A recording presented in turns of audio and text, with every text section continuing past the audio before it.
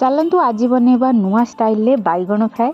तो नुआ स्टाइल रे बैगण फ्राए बनवाई प्रथम गोटे नुआ बैगण को आम नहीं जाइए मुझे कला बैगण यूज कर आपड़ चाहिए ग्रीन धला आपन को जहाँ भी मिल यूज करें। तो फास्ट मुझे गोल गोल गोल गोल करके काटी नहीं काटी नहीं सारापर मुझे देखई दूची केमितिका कटाले एटा टिके असाइजिया कटाई आउ गोटे देखई दूची। तो एमती भाव मुझे काटी नहीं एठी मु एबे सब प्रकार पाउडर मसला दे देछि जेमिति कि गरम मसला पाउडर, हल्दी पाउडर, धनिया powder, Kashmir red chilli powder, जीरा पाउडर। एठी मु श्री श्री रो रॉक सॉल्ट यूज करछि स्वाद अनुसार। आ मु एठी दे देबी आमचूर पाउडर। एगुडा सब मु छोट चामच रे देछि आ बेसन गोटे बड़ चामच देछि। सब तक मु एबे ताको भलो से मिक्स करनेबी।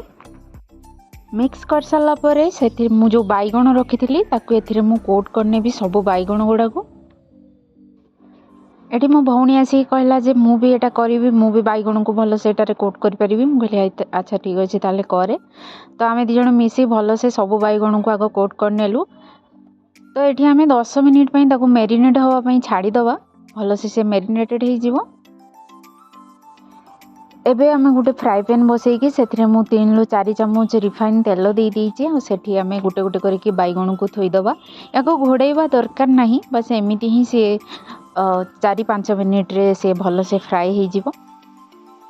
मु एठी ताको लो फ्लेम रे करची नहीं तो बैगण पोड़ी जिवो। धीरे धीरे आराम से देखंतु एबे भलो से फ्राई हो सलानी। एबे मु ताको बाहर कर नै कि सजई नीची। एमिति बनै कि खांतु मते जणांतु केमिति लागला। रहिली जय जगन्नाथ।